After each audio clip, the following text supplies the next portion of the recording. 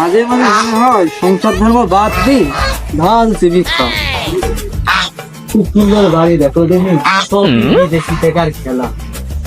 আমাদের ভাগ্য সংসারে হাট করতে করতে মজা শিখে গেল আমার সিঁড়ি। শোন, তোর কিসির টেনশন?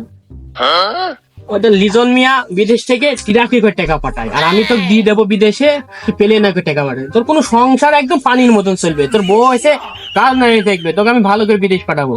বেশি দিন আর দেশে থাকা লাগবে না। তোকে আমি বিদেশ পাঠাচ্ছি, তুই তাই মাসে 1 লাখ করে বেতন পাবি, বাড়ি পাঠাবি। নাহলে তুই বিশ্বাস না করলি দেখ, সিরিয়াল গুন দেখ, খালি নাম আর নাম খাতায় ভরে গেছে। সংসারে আয় উন্নতি হবে কি?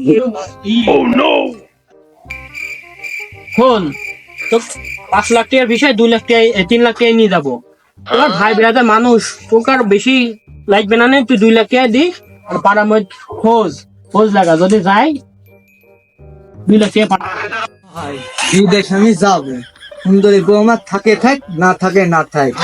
আপনি বিদেশ পাঠানোর সময় দিয়ে আমাকে তোর ডাক। কি ঘটা, আসলে তুই কি তোর বথুই বিদেশ যাবি? যা দিন যা, তুই তাড়াতাড়ি দিবাটা তাহলে তোর সুন্দরী বউটা আমারই হবি নি। তাহলে তোকে 3 লাখ টাকায় আমি 2 লাখ টাকা দিব, তোকে বিদেশ পাঠাবো। তোরা টেনশন করিস নি,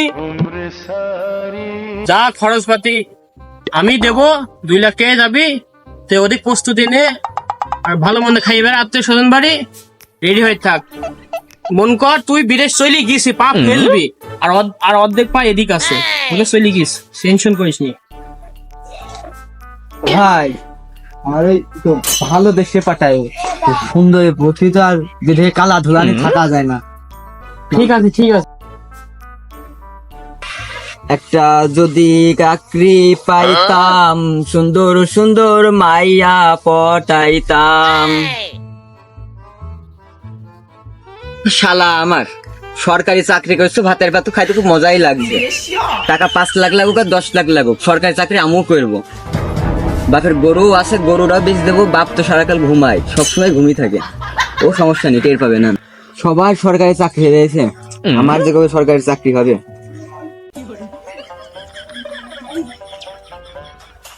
দোস্ত কি খবর? সবাই তো বড় লোক হয়ে যাচ্ছে, কি করবো বল দেনি? সবাই বড় লোক হয়ে যাচ্ছে, কি করবো বল? কত চেষ্টা করলাম, তারপর চাকরি বাকরি কোনো ম্যানেজ করতে পারলাম না। আমি তো অল্প বয়সে বিয়ে শাদী করি, জীবনটা নষ্টই করে ফেলালাম। তোকে কি অবস্থা? সামনে যে দারোয়ানের মাঠ, দাঁড়াবি না? জীবনের গুষ্টি মারি, গাড়ি যায় যাত্রা বাড়ি। আমি করবো এই দারোয়ানের চাকরি। সরকারি চাকরি ম্যানেজ করে দিতে হবে, আর আমি কোনো মানুষ টানুষ নেই হাতে, খোঁজ খবর নিতে পারছি। হাতে তো পাটি একটা হাতে হাট করার সময় দেখা হয়। সরকারি চাকরি বিদেশ খুব কম টাকায় দিতে চাইছে, যাবি নাকি? কদিন দেখি আসি।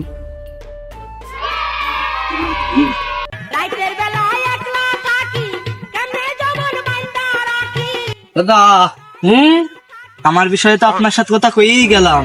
আমার এই যে বন্ধু করবে সরকারি চাকরি, আছে নাকি সিট খালি? চাকরি বাকরি লাইন ছেড়ে দিয়েছি, বিদেশে লাইন ধরে রেখেছি। এখন তুই আমার খুব চিনা পরিচিত মানুষ, তোর মুখ তো আমি আর ভুলতে পারিনি।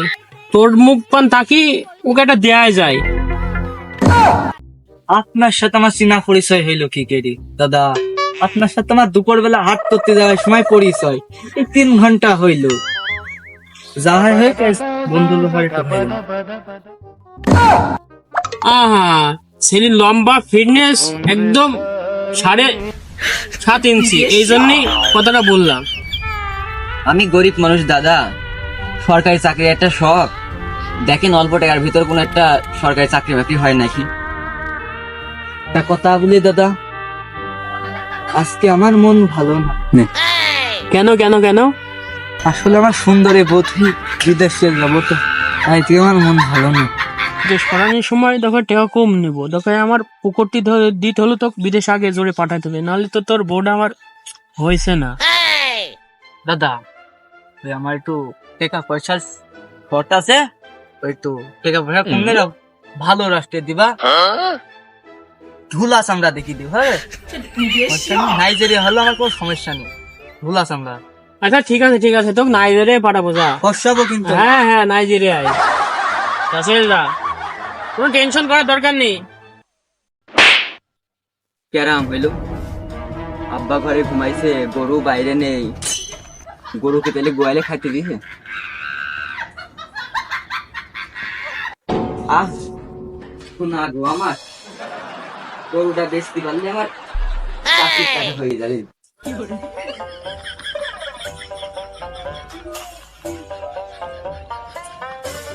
আয় শোনা, আয় তো বেচতে পারলে আমার টাকাটা হয়ে যাবে। শোনা আয়। জমি টমি তো সবই বেশি দিলাম, সাইকেলটাও তো আর নষ্ট মুখে চালাইনের লোক নেই, এও বেশি দি 600 টাকা কম করছে। এই চিল্লাই কি বিদেশ যাওয়ার পর দিরাম তাই কিনে দেবো তোকে, ইরাকে টাকা আসবে যেতিস তুই তার করবো 40 টাকা কম করলো, 3-5 চাইল রয়েছে, তোকে বেশি দি যাই। বন্ধু টাকা পয়সা সব ঠিক করে আনিস তো? এই যে একদম ঠিক। দাদা ফোন দিন। হ্যালো দাদা, তো চলে আসছি কোনে? কি মেহগুনি তলায়? আসছে আমি। বন্ধু তো দাদা বসে রয়েছে। আসছে বলে আসো বোর্ড আগে তাড়াতাড়ি পাঠিয়ে দিও, বোর্ড নিতে হবে। চলে এসছে দাদা। হ্যাঁ এই একটু ঠাপ দিগুনি দিন ধরে। এটা আর কি গুনবে তোর ডাকো। দাদা ঠিকই তো আছে, টাকা পয়সা তো ঠিকই দেখছি, তোরা কাগজপত্র শুরু করে দে বুঝলি। আর আমি এদিক পাসপোর্ট দেখছি, টিকিট মিনিট কাইডি থুবনি, কাগজপত্র করে নে, ভালো মন্দ সব খাইয়ে নে।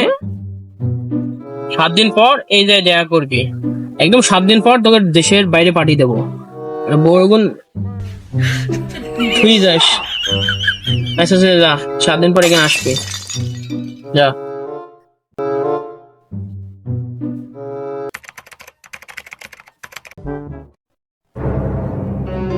কিরে তোকে দাদা কো?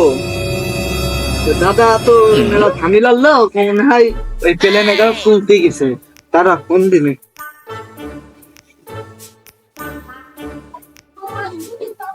ওর তো ধরছে না, ওই মনে হয় কেউ প্লেনে চলছে। দেখ কতক্ষণ কি হয়, দমনি দাঁড়া বয়, টানা 8টা-9টা দিন বসে থাকছে এখানে সারা দিন, বাপের গরু বেচা টেকা চুরি করে নিয়ে বাপ ব্রিজ বাড়িতে বের করে দেবে। তুই বন্ধু কিছুটা ম্যানেজ করে দে আমাকে। বন্ধু তুই তো বলছি রে, আমারও তো কিসে যদি ব্যবস্থা করতে পারতাম আমিও তো করতাম, না 8টা-9টা দিন বসে রয়েছি বাড়ির 3-5 আইলেও বেশি খেয়ে এলাম আসার সময়। আমাকে সে টাকা কি মাইট যাবে বন্ধু? আর বলিস না, আমার বউটাও চলে কি সুন্দরী বউটা। কি গো তোমাদের দেখতেছি আজ 7-8 দিন ধরে এখানে বসে আছো, কি তোমাদের কি হয়েছে? আর ভাই বুঝলেন না, ওই যে এর বিদেশ যাব আমি, আর সেই চাকরি দালালের হাতে টাকা দিয়ে দালাল এখানে আসতে হইলেছে, দালাল আর আসে না ভাই। তোমরা তাহলে দালালের খপ্পরে পড়েছো? তো ও দালালের তো কোনো পরিচয় পাট্টা নাই, যখন তো এখানে যেমন ভাবে মানুষকে ঠকিয়ে পারে টাকা পয়সা নিয়ে উধাও। তো তোমরা এটা কি করেছো? আর বিদেশ যাবা, তাহলে তোমাদের দালাল ধরার কি দরকার? তোমরা তো সরকারি ভাবে ট্রেনিং করে তারপরে বিদেশ যেতে পারো। আর সবচেয়ে বড় কথা, বিদেশে যাওয়ার চেয়ে দেশে থেকে উদ্যোক্তা হওয়া অনেক ভালো। ভাই আমরা এখন ভুল করে ফেলাইছি, দালালের খপ করে পড়ি, টাকা পয়সা কে ভাই পাওয়া যাবে না ভাই, দালালকে কি কোনোভাবে ধরা যাবে না। তো টাকার আশা তোমরা ছেড়ে দাও, তোমরা যে ভুল করছো এখন তোমাদের ভুলের মাসুল দিতে হবে। হ্যাঁ থাকো তোমরা, আমি গেলাম। তা আমরা বসে থাকি আর কি করবো ভাই, আমরাও যাই, আমাকে যা হওয়ার তাও তো হয়েই গেল বন্ধু। আপনারা আমার মতন দালালের খপ্পরে পড়িবেন না। আমরা তো দেখালাম এই ভিডিওর মাধ্যমে কিরকম ভাবে প্রতারণা হলো, এভাবে আর পড়বেন না। সঠিক লোকের কাছে কাগজপত্র জমা দিয়ে তারপর বাইরে যাবেন। আপনারা যদি বিদেশ যান তাহলে অবশ্যই সরকারি ট্রেনিং এর মাধ্যমে বিদেশ যাবেন। আর সবচেয়ে বড় কথা হচ্ছে বিদেশ যাওয়ার চেয়ে দেশে থেকে উদ্যোক্তা হওয়া অনেক ভালো। তা আমরা একটা শর্ট ভিডিওর মাধ্যমে আপনাদের বোঝাতে চেয়েছি তাহলে টপ করে পড়লে কি কি বিপদের সম্মুখীন হতে পারেন। তো আমাদের ভিডিওটা ভালো লাগলে অবশ্যই লাইক দেবেন আমাদের ভিডিওতে, বন্ধুদের সাথে শেয়ার করবেন এবং ফলো দিয়ে আমাদের সাথে থাকবেন। ধন্যবাদ সবাইকে।